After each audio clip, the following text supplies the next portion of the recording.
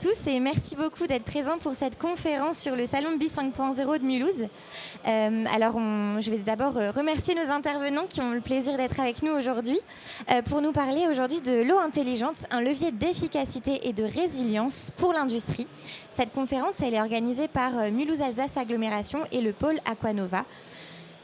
Et au programme, nous avons donc le plaisir d'avoir des mots d'introduction de la part de Laurent Rich et Delphine Krieger juste après. Et puis ensuite, je vous présenterai le guide d'appropriation des questions de l'eau dans l'industrie qui a été publié par le CSFO. Ensuite, on aura Calliope qui nous parlera de gestion des données de façon innovante.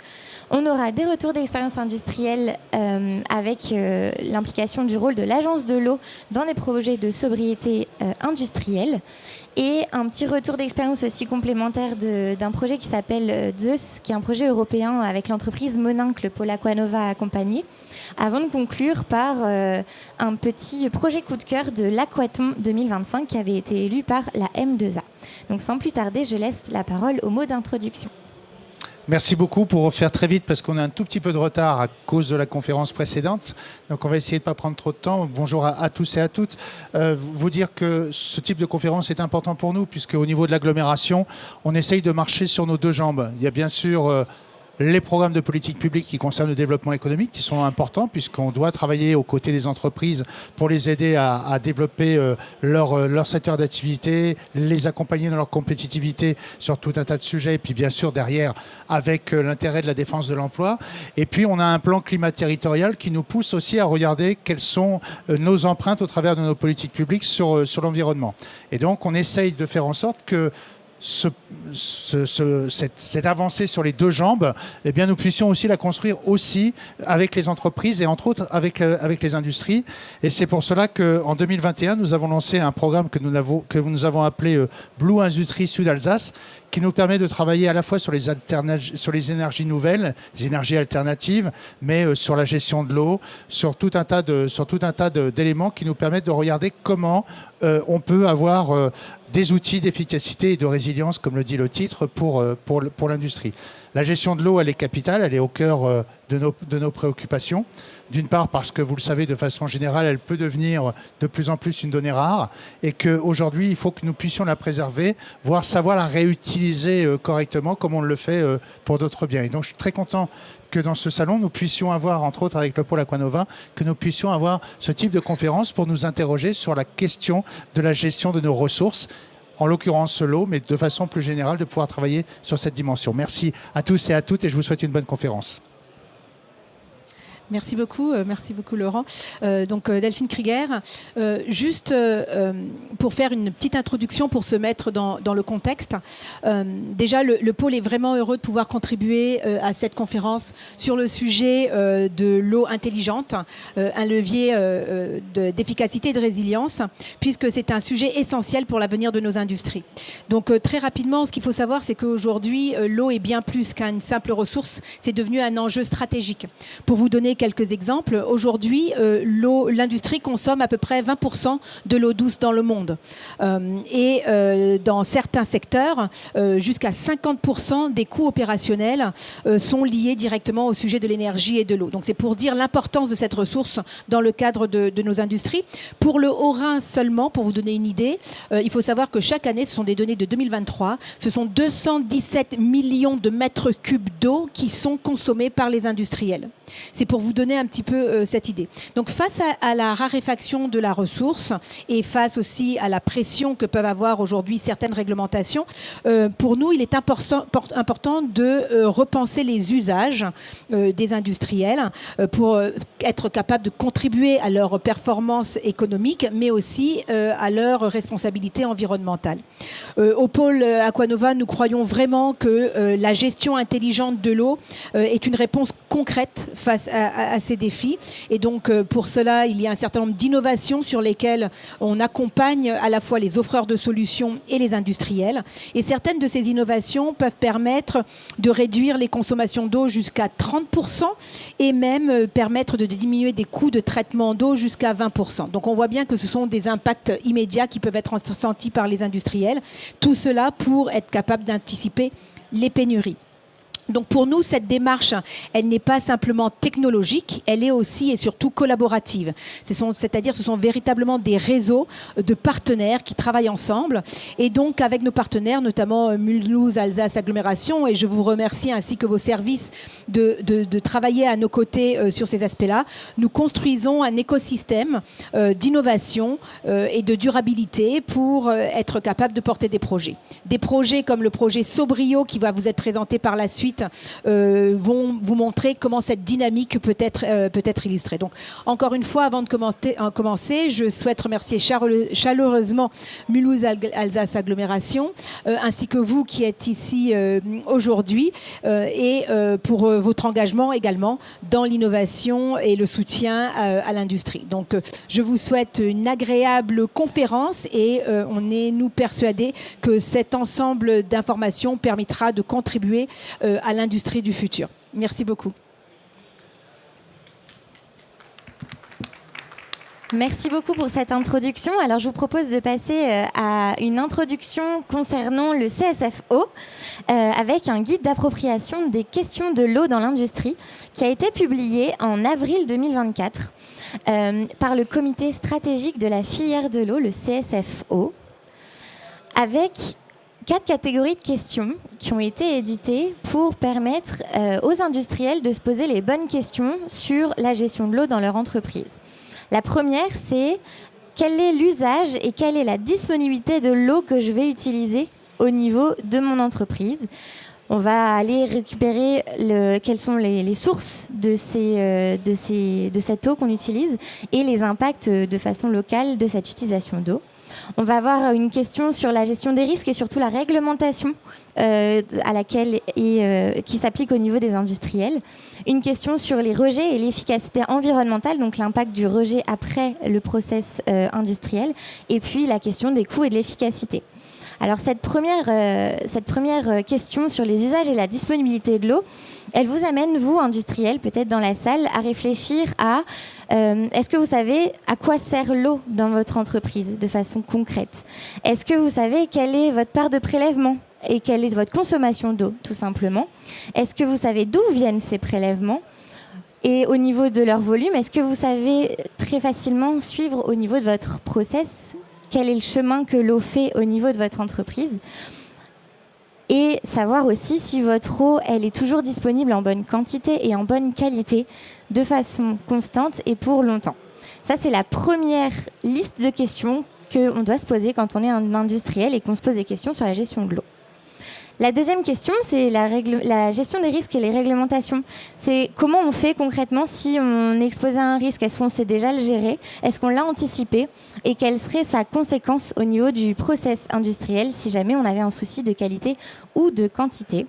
Mais aussi savoir si on a des bonnes analyses, si on surveille bien notre gestion de l'eau. Et si on a cette gestion de façon concrète avec des indicateurs de performance de cette gestion de l'eau au niveau de son entreprise. La troisième liste de questions que propose le CSFO, c'est la gestion des rejets et son efficacité au niveau de l'environnement. Comment on va rejeter au niveau de notre process et sous quelle forme et avec quelle qualité d'eau? Comment on peut faire pour qu'il y ait moins d'impact? Peut-être réfléchir aussi à quelle période de l'année on va rejeter. On sait par exemple dans des périodes d'étiage où on va avoir des soucis des fois pour pouvoir diluer et relâcher l'eau au milieu naturel. On va se poser la question de tout simplement quelle est son empreinte eau et quelle est la conséquence sur l'environnement. Donc ça, c'est la troisième série de questions qu'invite le CSFO à se poser en tant qu'industriel. Et puis ensuite, c'est la question au niveau du coût et de l'efficacité. Concrètement, quel est le coût annuel ou mensuel de la gestion de l'eau au niveau de l'entreprise? Combien ça nous coûte? Et quel est son impact de ce coût de l'eau par rapport aux autres coûts au niveau de l'entreprise? C'est un effort qui peut être fait et qui parfois peut donner des surprises quand on s'y penche. Les questions de peut-être réfléchir à une réutilisation de l'eau. Est-ce que l'eau, elle a une qualité qui permettrait peut-être de la réutiliser avant de la rejeter au niveau du process? Est-ce qu'on a peut-être des incitations financières qui peuvent exister, qui peuvent nous faire passer le cap d'aller gérer différemment l'eau? Et tout ça, en fait, ça demande à mettre en place un plan d'action pour pouvoir augmenter et sa résilience et sa compétitivité. Et ça, c'est des choses qui sont disponibles dans un guide. Vous aviez le lien juste avant, vous l'aurez sur le replay. Et je vous invite à aller le consulter si ça peut vous intéresser. Après cette introduction sur les questions qu'on peut se poser dans l'industrie, on va avoir une partie de réponse grâce à Calliope, donc Étienne Barillet, qui est ici présent et à qui je laisse la parole. Merci Marine, bonjour à tous. Donc, je suis Étienne Barillet, le directeur général de Calliope. Alors Calliope est une entreprise du groupe Odyssée Environnement. Odyssée Environnement est un spécialiste du traitement de l'eau en industrie, traitement de l'eau en circuit fermé, sur les chaudières vapeur, les chaufferies, les tours aéro-réfrigérantes. Et le groupe intervient sur l'ensemble de la problématique eau au niveau des industries essentiellement. Alors, comment est-ce qu'on aborde ce sujet de l'eau et notamment de la résilience et de la performance industrielle grâce à l'eau? On parle d'eau intelligente. Alors, l'eau, elle est ce qu'elle est. Elle est plus ou moins intelligente. Elle n'est pas très intelligente, en fait, quand on la regarde. Mais c'est surtout l'intelligence qu'on va pouvoir, nous, y mettre dans ce système. Chez Calliope, vous voyez, la baseline a révélé la puissance de vos données. Notre activité à nous, Calliope, au sein du groupe Odyssée, c'est d'aller mettre en place des solutions de collecte de data, de valorisation de la donnée, de façon à ce que les industriels aient facilement une cartographie de leur prélèvement, de leur usage, de leur retraitement de l'eau. On a, au sein du groupe, formalisé ça avec l'acronyme EOS.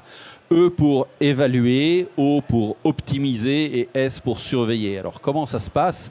L'évaluation, c'est aller être en capacité de déployer un plan de comptage sur l'eau, d'aller relever les compteurs d'eau et de mettre ces données en temps réel à disposition de l'industriel. Quand on commence à avoir une cartographie de son eau, de comment je l'utilise, où elle est utilisée, pourquoi elle est utilisée, l'intelligence, c'est vous qui la ramenez. Nous, on ramène des solutions techno que d'aucuns qualifient de 4.0, d'intelligence. Mais la vraie intelligence utile, c'est vous qui allez la mettre en œuvre dans l'analyse de ces données-là.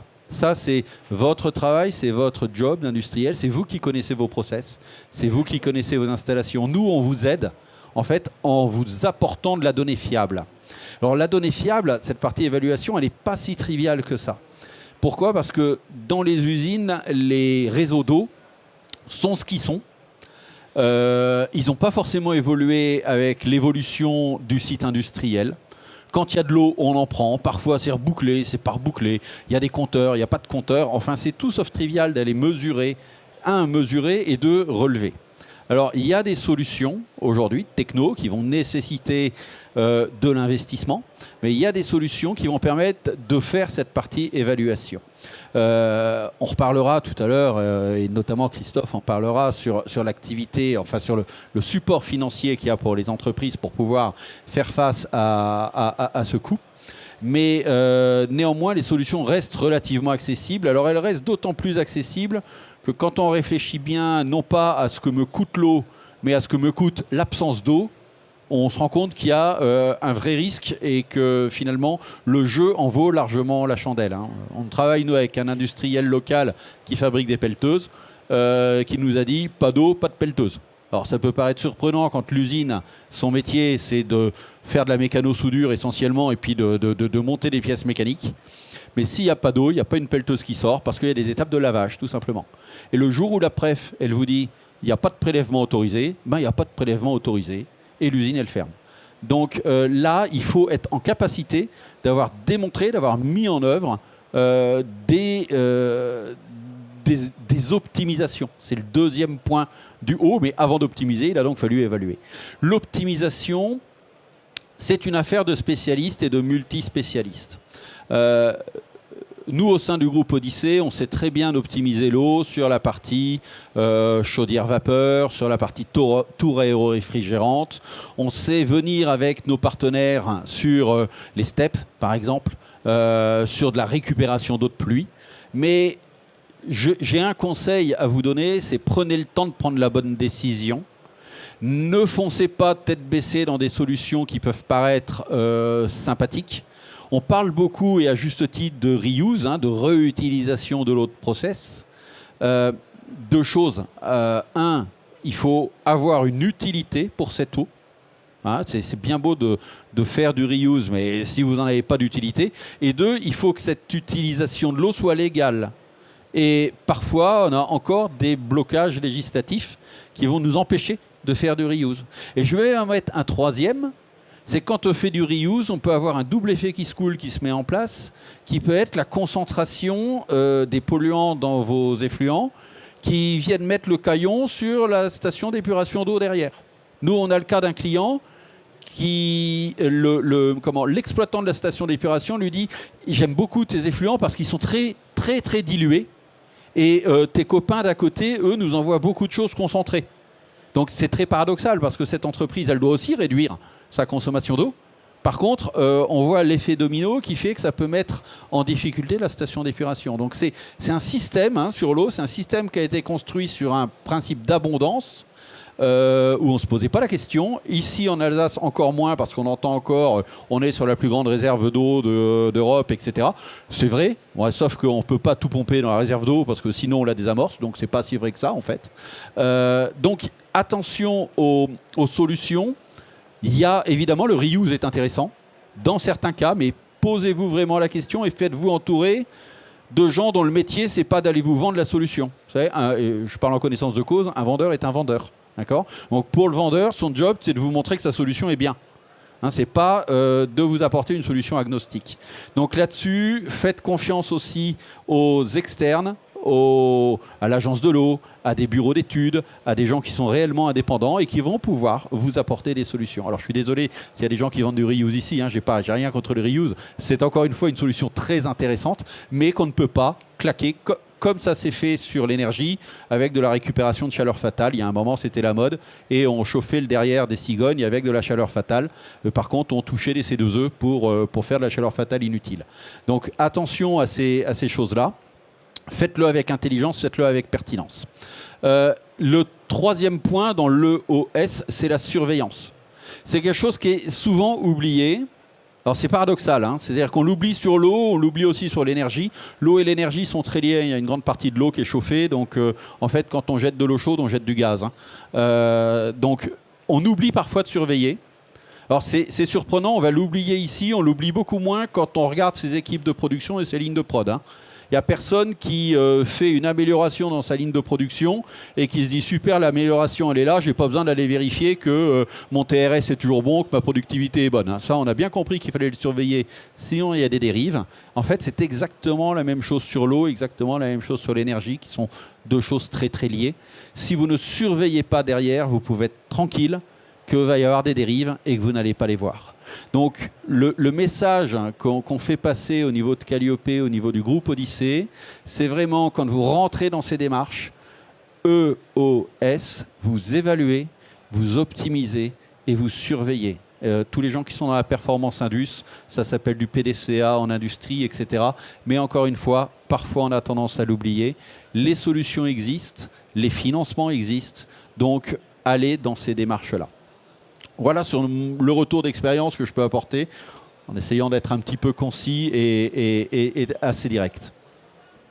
Merci beaucoup Étienne. Est-ce que éventuellement il y a une ou deux questions, remarques qui émanent un peu de l'Assemblée où Étienne a été super clair? Alors, si jamais il y en a, n'hésitez pas soit à nous poser la question en direct à l'issue de la conférence, soit à passer un peu sur nos stands à l'issue. Merci beaucoup. Alors, on va enchaîner avec justement ce retour d'expérience industrielle lié à la CCI et avec le rôle de l'agence de l'eau. Alors, pourquoi Christophe de la CCI pour ce côté agence de l'eau? Tout simplement parce qu'il est animateur territorial pour le compte de l'agence de l'eau Rhin-Meuse. Donc, merci beaucoup. Merci Marine. Bonjour à tous. Alors effectivement, au-delà de mes fonctions à la Chambre de commerce et d'industrie de responsable du pôle développement durable, j'ai également la casquette d'animateur territorial pour le compte de l'agence de l'eau Rhin-Meuse. Et je voulais aujourd'hui vous présenter un petit peu ce que l'agence peut comment l'agence peut vous aider dans tous vos projets de sobriété hydrique, mais pas que. Je vais détailler dans quelques instants mes propos. Alors l'Agence de l'eau, pour ceux qui ne connaissent pas, c'est une agence publique qui va prélever des redevances auprès des utilisateurs, des consommateurs d'eau, dont les industriels bien entendu, et qui va utiliser cet argent pour soutenir des projets. Ces projets ayant tous peu ou prou la même finalité, c'est le bon état des masses d'eau. Alors quand je dis le bon état, c'est à la fois le bon état quantitatif, mais également qualitatif. Et ici, quand on s'adresse à l'industrie, bien entendu, on touche, dans une grande majorité des cas, les installations classées. Et ces installations classées sont particulièrement, comment dirais-je, intéressées par ce soutien financier, puisqu'elles connaissent, bien entendu, des contraintes réglementaires qui les obligent, comme le disait Étienne, à faire des économies. Et puis, il y a une raison évidente aujourd'hui d'adaptation au changement climatique.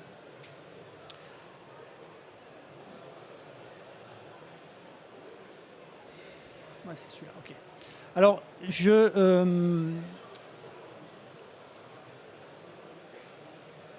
oui, voilà, excusez-moi. Alors, j'aimerais rapidement vous présenter les 4 grands domaines d'intervention de l'Agence de l'eau. Alors, à commencer bien entendu par le sujet qui nous réunit aujourd'hui, c'est l'économie de la ressource.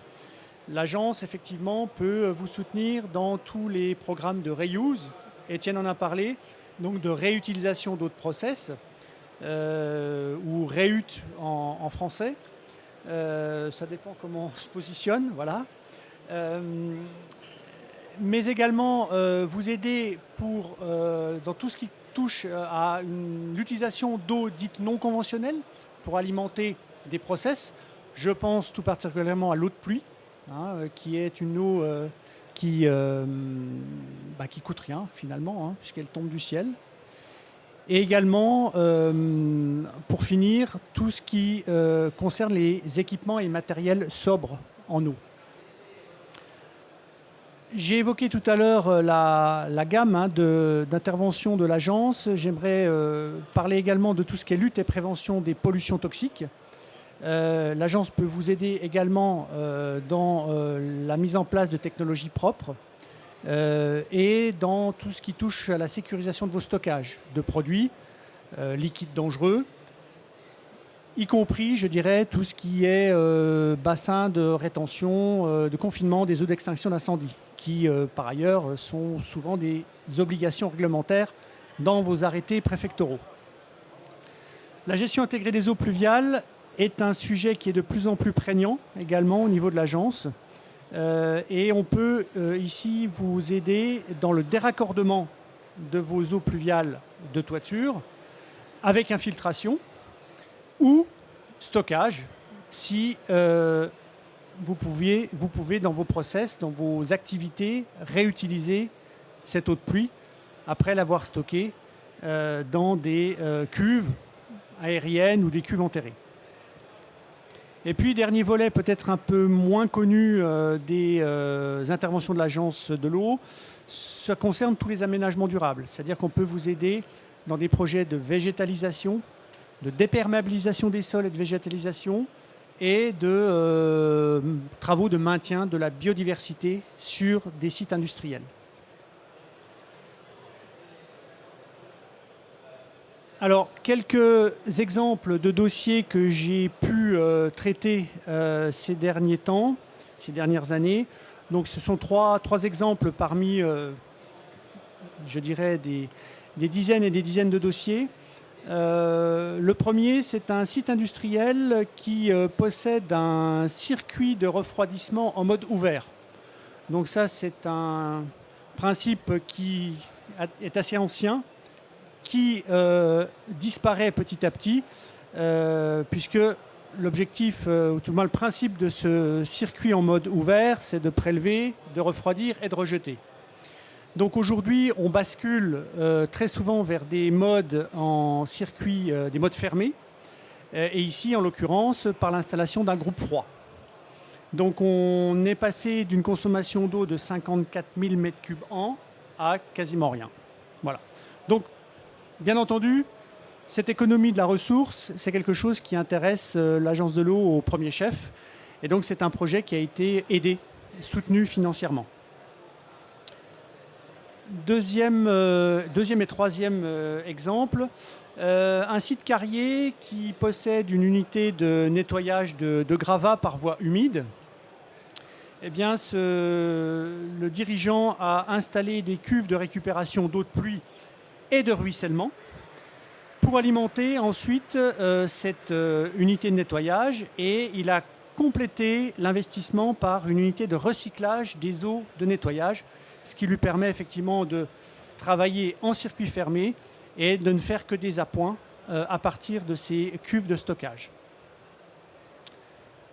Le dernier exemple, un site industriel qui fabrique des matériels qui fonctionnent sous pression.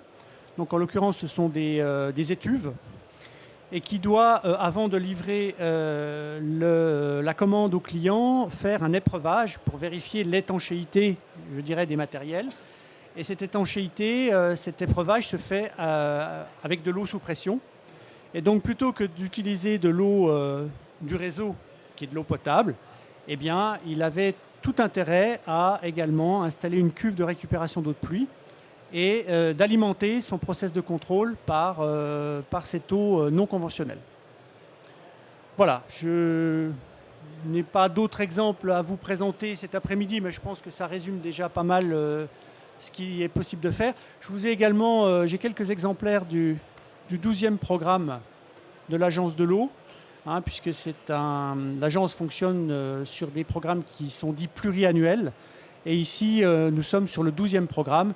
Et vous avez à l'intérieur l'ensemble des aides que vous pouvez solliciter dans différents domaines, y compris, pour rebondir sur ce que disait Étienne, sur le financement de moyens de mesure et de contrôle. Voilà.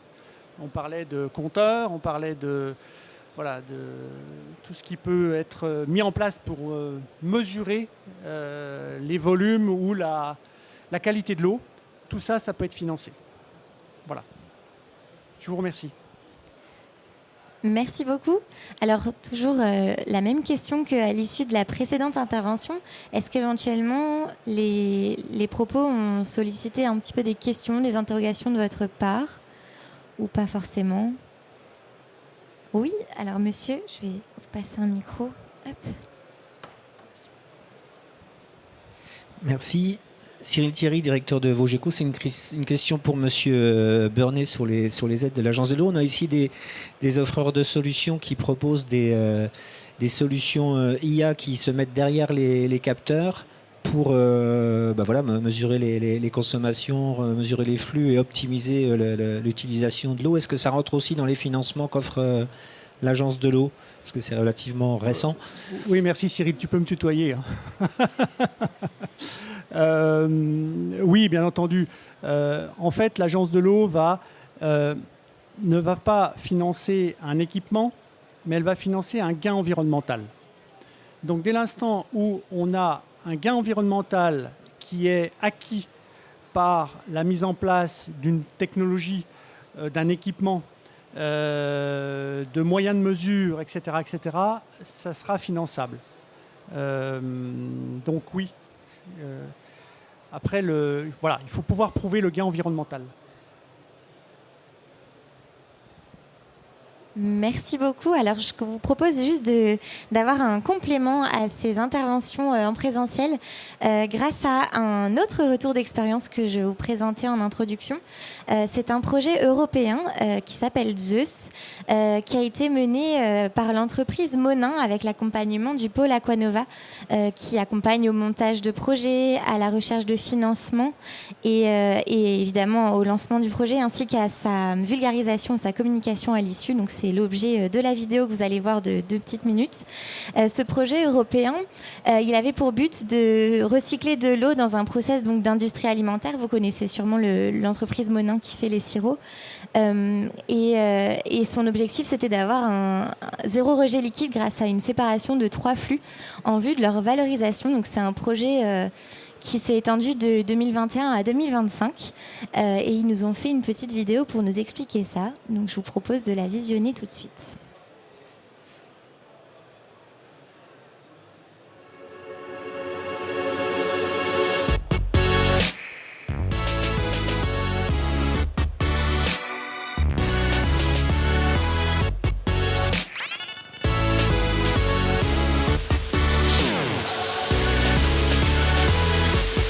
Monin consomme environ 60 000 m3 d'eau par an et en rejette environ 45 000. 20% de nos consommations d'eau sont utilisées pour fabriquer le sirop et puis les 80 autres pourcents sont utilisés principalement pour du lavage, ce qu'on appelle des usages process.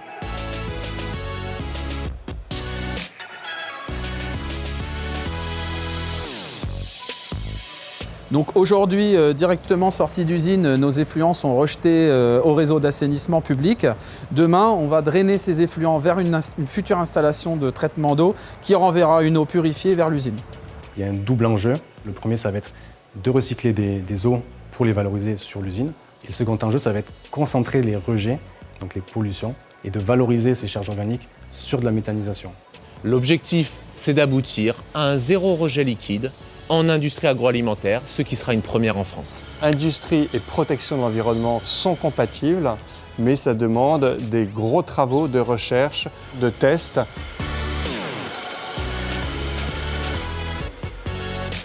Les objectifs, c'était de retrouver une eau de très bonne qualité à partir d'un effluent de process. La solution qui a été choisie, c'est une solution de filtration membranaire.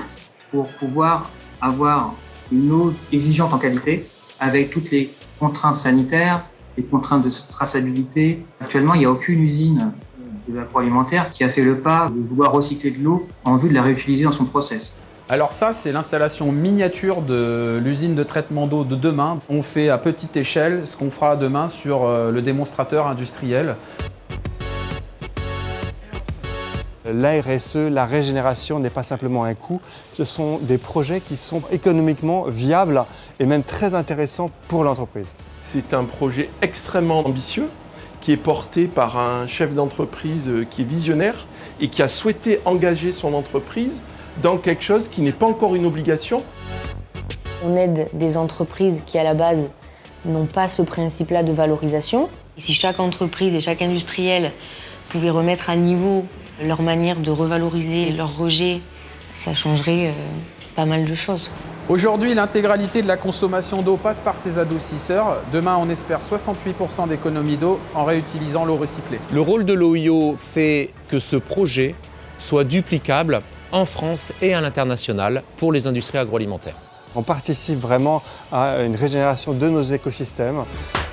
On a vraiment l'impression de travailler pour le bien-être de la planète. Réussir un projet comme ça en France, c'est s'assurer qu'on peut le réussir n'importe où dans le monde.